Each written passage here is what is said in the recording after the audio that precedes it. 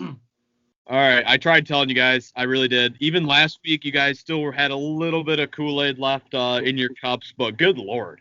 One, Aaron Rodgers absolutely torches us. Aaron Jones, who I don't even really know who he is. He's like a fantasy guy. It looks like Bo Jackson against us. Our defense is horrible. All of our draft picks look bad. Jeff Okudah is wearing number 30. Everything about this team screams dumpster fire. It's time to fire Patricia, time to fire Bob Quinn, time to trade Stafford, and just to totally rebuild this franchise. Am I wrong? How am I wrong? No, I mean, I don't think you're wrong because obviously after 2 games, it's hard to like punt on a season after 2 games, but we all know the statistics. I think it's like 80% of teams. I think it might even be higher than that, but I think it's 80% of teams who start off 0-2 don't make the playoffs. So basically the Lions are done this season. But even after watching the games, you can see, I don't know what you guys think, but this team doesn't even look like they're fighting. I mean, there's just like no passion. Even like Stafford looks a little off. Stafford's not, you don't see the fist pumps. And, usually he's like a little animated. You don't see that. It doesn't seem like they're fighting for their head coach is what it comes off as to me. And they like no one's even showing up in the stat sheet. Like Trey Flowers had 1 pressure yesterday. That was his stat sheet. $90 million for 1 pressure yesterday. So it seems like every move they've made for the roster, whether it's the draft, whether it's free agents, whether it's trades, just has not worked out. So I don't know. It does seem like it's time to make a change. Yeah, I mean, I say ride it out though. I mean, we got a tank for Trevor. Let them get their paycheck this year. What good's it going to do really to bring in a new coach, even if they lose their first 4 games? But we know that's what's going to happen. Some kind of move is going to happen. This is the worst franchise in all of pro football history, I think. Here's the deal. Here's what we have to gain from getting rid of Patricia now. We might as well give another coach a test shot. Somebody bring up one of the assistants, even though they all probably suck too. I mean, win. Imagine, you wonder why these guys are uninspired. Imagine listening to the defensive game plan where we're going to rush Aaron Rodgers with 4 guys all day. We're going to give him all the time in the world in the pocket and going, hell yeah, guys. Like, let's get ready to play these guys. We're going to beat them. Everyone focuses on the front 4 in the NFL except the Lions. I don't understand it. What's crazy is a lot of times they weren't even rushing 4. I think last year they led the league in 3-man rushes. And I think they're still doing that this year. So I know like the analysts during the game, they were saying like you kind of pick your poison with Rodgers. Like if you blitz him, he's probably going to pick you apart. If you don't blitz him, he's going to sit back there and pick you apart. So I guess there is that point. But it just seems like it looked like a 7-on-7 summer league to me. Rodgers just dropping back, looking around, boom, just dropping dimes left and right. And then, Okudah's out there getting torched. And, I know it's his first game. I understand, he was banged up for that week 1 game. So whatever. Maybe he's not 100%. I don't know. All I know is they took him at number 3 to replace Darius Slay. And we were told he's the best cornerback in the draft since Deion Sanders. And he got absolutely cooked that whole game. And again, I know he's a rookie. I know it was his first game. Be patient. But when you're being told that this guy's supposed to replace a Pro Bowl cornerback in Darius Slay, and he's the best corner in the draft, yep, and you took him at number 3, it's not like they took this as a second-round guy or, something like that. You took this guy at number 3, and he didn't look that good yesterday. It was hilarious when you were talking about, was it Ted that was basically saying that his grand master plan for Jeff Okudah was to have him every, 3 series as, a nickel corner? Right. Is it a me or is it just a red flag that he's wearing number 30? Just not a good number for a corner. What is he wearing that for? Give him a number 2 jersey or something. Yeah. It's one of those silly NFL rules, I believe. I mean, didn't he wear 1 in college? I don't know. Yeah, I know. It's silly. You guys talking about defense. Obviously, their defense is just absolutely pitiful. But watching that game on Sunday and seeing how they managed that clock at the end of the first half, that was the most perfect example of Lions shit-ass coaching right there. How do you allow that to happen? And Stafford, as much as we love the guy, how does he hang onto the ball so long to get sacked in that situation? I mean, it just was typical Lions and just, you could tell I was a little fired up before the season began, but, man, it's already 2 games in. I don't have any passion for this team, and they obviously have no passion to play. It's just very depressing. And what's depressing the most is the fact that, sure, the Packers are a really good team. We probably weren't going to win the division, but the Vikings are horrible. the Bears, we saw that we were pretty much the better team. So we could have easily slid it, and especially when there's two more teams making the playoffs, easily could have slid into a wild card position this year. And all we need to do is win one playoff game and get that off of our backs. And then I think we'll be fine as an organization. Which is crazy to think because I know everyone has seen all the talk about, they fired Jim Caldwell to get to Matt Patricia. And you got to wonder, Caldwell probably would have us in a position to make the playoffs because he was basically like a 9-7 coach when he was with the Lions, which for some reason wasn't good enough for the Lions. Well, I'll raise my hand. I was on that bandwagon too, and I'm tired of mediocrity. Yeah, sneaking in the playoffs once in a while, but never winning a playoff game. I thought Caldwell got him about as far as he could. I was probably wrong because you know what? A coach can only do so much. He did pretty well with the players he had. Yeah, Patricia's just clueless though. And plus, they don't have the players. It seems like he's in over his head. Like, it really comes off to me like, I mean, I don't want to take it to this, but like Brady Hoke, when Brady Hoke went to Michigan, you could tell he was like in over his head. Probably a good coordinator, good at a MAC school or something like that. But at a big time school like Michigan, Brady Hoke was in over his head. That's what it seems like to me with Matt Patricia. Like, he's supposed to be the defensive guru, and this defense is horrendous. The defense is horrendous. I mean, I know you're going against Aaron Rodgers, but last week Mitch Trubisky made the Lions look like a JV defense too. So, and then you see things like they signed Jesse James, that tight end, to like $22 million. The dude he's played 18 games with the Lions. He's got like 16 catches, 0 targets this year. So you're spending money on a tight end that you don't even want to use because you drafted a tight end at number 8, and you get rid of Quandre Diggs, you get rid of Darius Slay, these guys that would have been difference makers on the defense, because all they're preaching is culture, culture, culture. They want this Patriot way. They want to do it the way they're doing things in New England. But the thing they're missing is Bill Belichick. You don't have Bill Belichick. So you can't do it the Patriot way if you don't have Bill Belichick. And it's just, what have we seen? Patricia has a worse record than Rod Marinelli and Jim Schwartz and all these other coaches for the Lions who were awful. Patricia's worse. He's bad. Like you said, the funniest thing about him is he's this defensive guru, and the defense has never been so bad. It's never been this.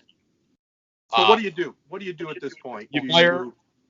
Okay, let's say you fire Patricia though. You fire Quinn. The Lions' history is they just bring up some coordinator, nobody with any talent, nobody that has a proven track record. Do you just really roll the dice? And I think I brought it up. Do you really put a serious push on somebody like an Urban Meyer or even Dabo Sweeney, something like that, or is that just you just categorize them as college guys? We need to roll the dice with. I don't care if it's like a mid-level, like I don't even. First guy that comes to my mind is like a Mike Gundy, like just some guy that's like a God, no. I don't know, like no. not necessarily No. not necessarily. No, I'm not saying Mike Gundy. I'm saying somebody like of that level where he's not necessarily dominating college football. But we need to find like lightning in a bottle to restart this franchise. Everything about it is horrible. We've been a laughing stock for at least 20 years. When did that start? I was kind of wondering that. When did we become like a laughing stock of an organization? But before you answer that, Matt, you mentioned how he's like Brady Hoke. Here's a funny thing about Brady Hoke. He's the last Michigan coach to beat Ohio State. He's the last Michigan coach to put up a fight against Ohio State in his last year against the Michigan team. Ohio State college football playoff team. That's Brady Hoke. Matt Patricia, the guy. I don't even like the guy. I know people like to go back to that. I mean, Brady Hoke beat Ohio State when they had Luke Fickell as a head coach. So, like, yes, any Michigan fan at this point, you can't get greedy. They beat Ohio State, so you take that. But it was like when they had an interim head coach, so it wasn't like some impressive victory. And Harbaugh's kept them close in a couple games, but that's a whole other discussion. I do think they need to go after someone because like they've hired guys like Jim Schwartz, Rod Marinelli, Matt Patricia, all these guys who were like defensive coordinators, defensive-minded coaches. When you look back at it, it's like you had Matt Stafford this whole time. Why would you not go out and get like a Cliff Kingsbury? The Cardinals go out and get Cliff Kingsbury because they know they want to draft Kyler Murray. Let's get an offensive-minded head coach. The Chiefs have they want to get Patrick Mahomes, so they bring in Andy Reid, an offensive head coach. Why do we keep hiring these defensive guys when you've got, like Ted has said before, the best quarterback in Lions history? So I am to the point where I think probably, like if this season doesn't come together, it's time to probably move on from Stafford. It would be cool. I keep thinking like a Lincoln Riley, Oklahoma's head coach, has talked about wanting to come to the NFL. I don't want to say it, but people have said Ryan Day, Ohio State's head coach, could be an NFL guy. So but like, if we're moving on from Stafford, then I don't know what the point is. If you're getting Trevor Lawrence, then yeah, get one of those guys. But that's when I go back to, I'm like, why have the Lions never gotten one of these young offensive-minded head coaches? Agreed. I got one final comment too about another possibility. We all agree that Patricia's got to go, Quinn's got to go.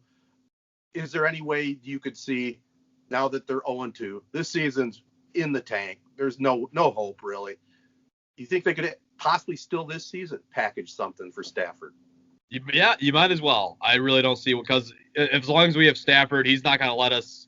I mean, maybe he will if he's healthy. I don't see us losing more than 10 games. So we're never going to have that very first pick, I don't think, as long as we have Stafford. So I would get him out now. You might as well. Or maybe draft a quarterback and let him go a year under Stafford next year. I don't hate that either.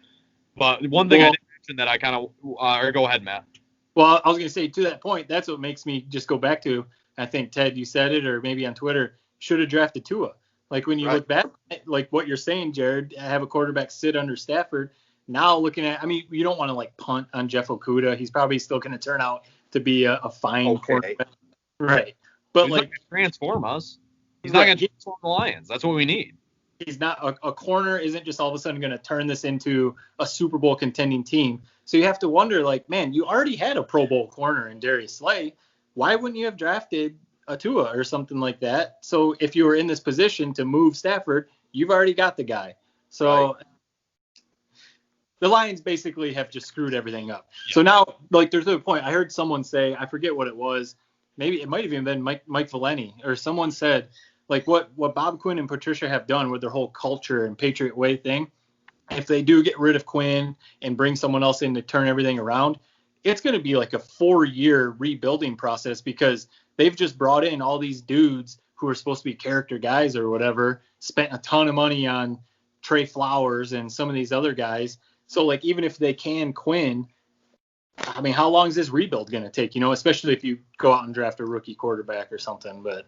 Right. Might as well get it started now. One last thing before we wrap this up. I said it a few minutes ago. I guess this is probably a question for Ted, because he's seen the most Lions football. When did we become a laughingstock? When did that happen? Well, was it when Sanders left? Probably in the Rick Farzano era.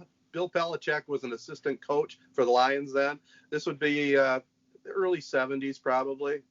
I mean, they were pretty competitive in the 60s, and they had a quarterback named Milt Plum. Think about that.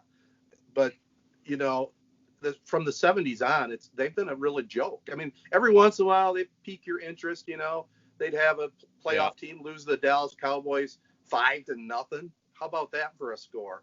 They just couldn't do it. And we talk about Matt Stafford, the greatest quarterback they've ever had. I think the greatest running back of all time in Barry Sanders, and they just wasted him away. Probably that 92 team that he was on. That was a legitimate team that could have won the Super Bowl with a break here and there. They had enough talent on that team. But other than that, it's been dismal since early 70s. Right. Because, you think about that. You have the greatest running back ever in Barry Sanders. And they made the playoffs a couple times with him.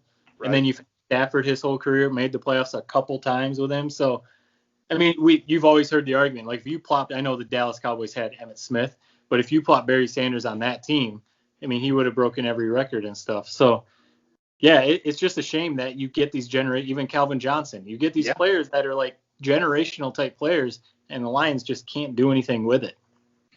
Sad. Wow. Yeah. It's pretty sad to think about it that way. But so what do you think Trevor Lawrence right now? Everyone's talking about the Lions tanking for Trevor. He's going to stay at Clemson. He's going to stay at Clemson if the Lions get the first pick. Well, if you remember, Tua said that he didn't want to go to Detroit. Right. So, yeah, we got that to look forward to. I'll also just say this. I'll be pissed if we beat the Cardinals this week. Yeah. But you can totally see it happening, and just blows up. I just wanted them to lose every game. I don't care if we go 0-16. Lose every game from here on out. It would be typical Lions if they won this week, for sure, because there's no way they win in the desert. Right. They win in week 4? They play the Saints. So, right. They'll go into the bye week 2-2. Yeah, and then fall apart from there. But, all right, 3 Point Podcast, Detroit Lions, SOL. What else can you say?